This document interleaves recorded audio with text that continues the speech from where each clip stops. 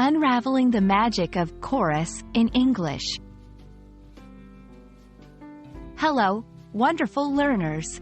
Today, we're diving into a word that's both musical and mesmerizing, chorus. You might have heard it in songs, poems, or even in daily conversations. So, let's decode its meanings and uses together. The word chorus originally comes from the world of music. In this context, it refers to 1. A part of a song that's repeated after each verse. It's often the catchiest part that listeners remember the most. For instance, in many pop songs, the chorus is the part that gets stuck in your head. 2. A group of singers. When multiple people sing together, especially in harmony, they are referred to as a chorus. Think of large groups singing in churches or during grand performances.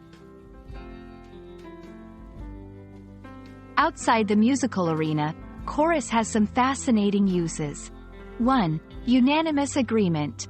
If everyone in a group agrees on something or voices the same opinion, it's sometimes said they speak in chorus. Example, the audience in chorus appreciated the play. 2. A repeated refrain.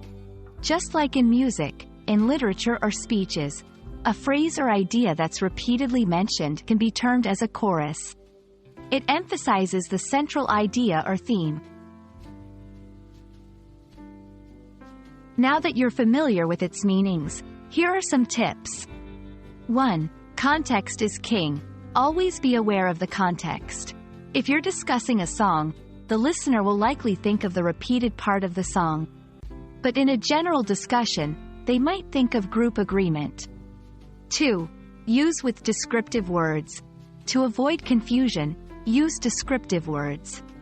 Instead of just saying chorus, you might say chorus of the song or chorus of voices. And there we have it. From songs to speeches, the word chorus holds a special place in the English language. Next time you hear it, you'll know precisely what it means and how to use it. Keep learning, and until next time, stay curious and confident.